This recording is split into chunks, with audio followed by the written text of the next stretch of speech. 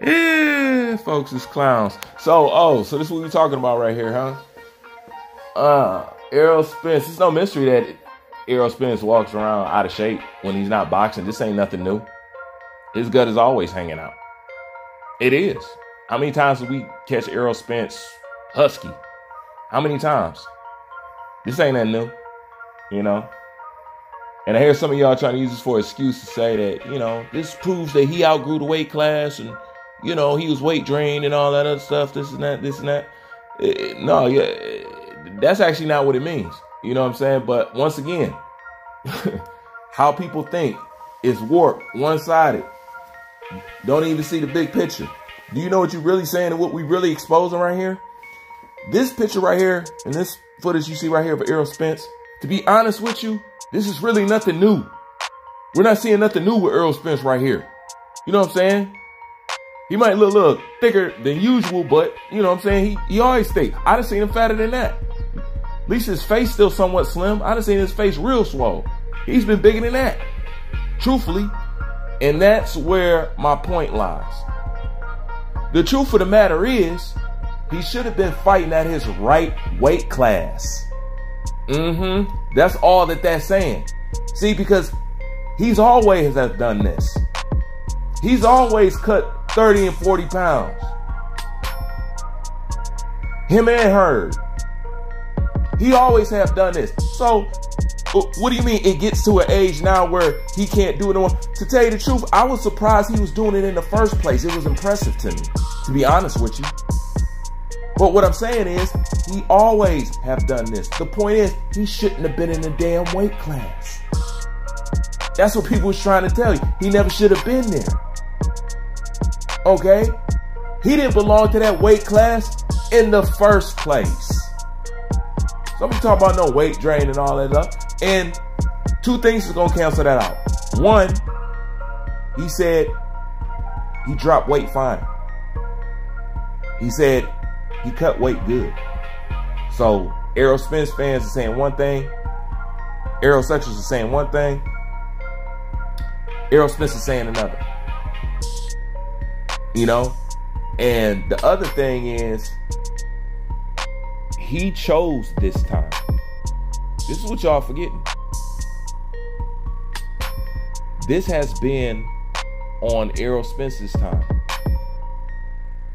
Remember, we could have got this earlier, but I want to go do A, B, and C and stuff like that. Nobody would know about this issue more than who? Errol Spence himself and his team.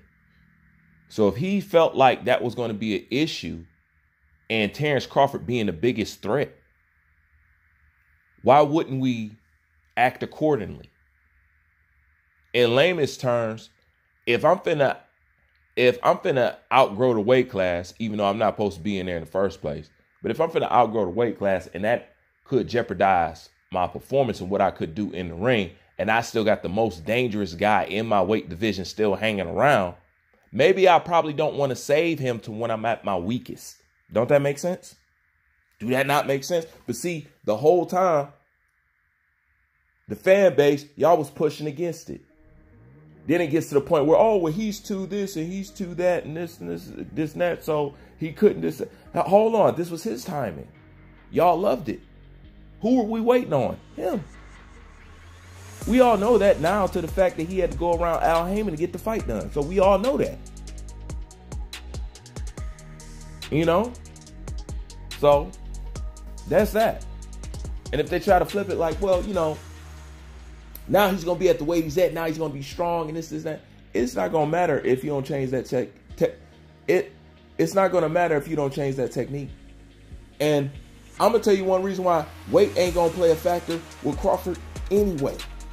He already been bossing around heavyweights.